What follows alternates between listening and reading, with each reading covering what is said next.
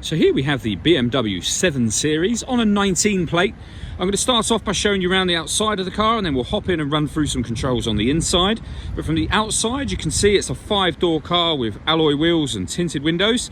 Let's start off inside the boot area and then work our way around the rest of the car from there.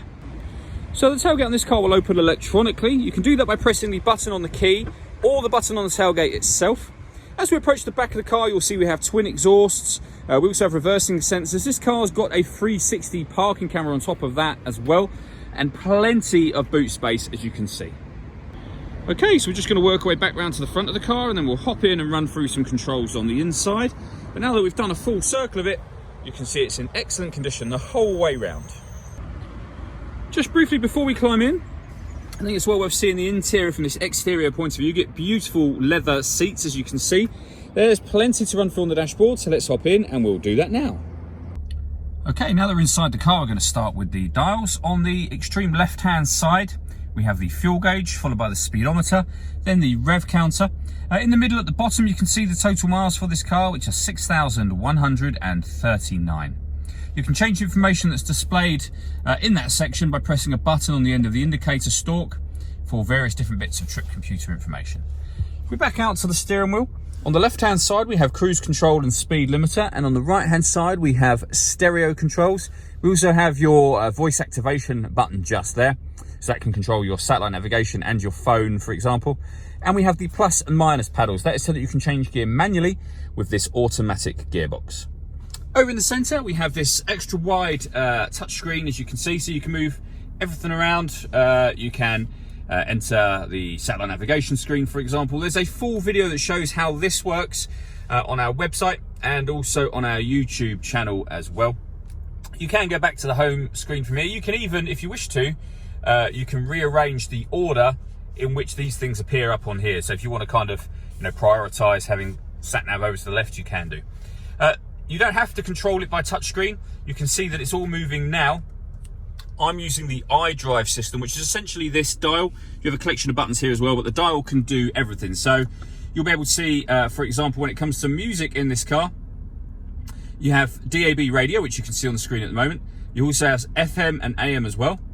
We have a CD player, Bluetooth audio, screen mirroring, and USB input as well. And you can go back to the home screen from down here. You pair your phone under the communication heading just there.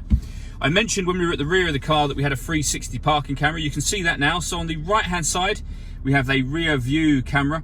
And on the left hand side, we have a bird's eye view image of exactly where the car is parked right now. And if I turn the steering wheel, you will see that it will change on there to show you what direction the car is headed in relation to that image as well.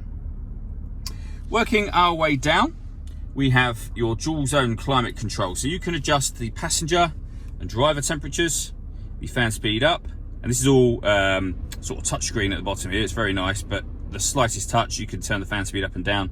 You can turn your heated seats on and reduce them down to nothing if you wish to. The button to turn the air conditioning on is just there, or you can put climate control on, and the car will take control of the fan speed and the direction of the air to maintain the temperature you've asked for. And it'll do that independently on each side of the car. Underneath that, we have a USB input, some storage just here, 2 cup holders and a 12-volt charging socket, the gear lever for the fully automatic gearbox, as well as electronic handbrake with auto hold function. You can change the driving setup of the car. So first of all, you can turn off traction control. You can put the car in sport mode, comfort mode, or Eco Pro mode. And down here, you can control various camera settings and what have you, and you can turn the parking sensors off as well.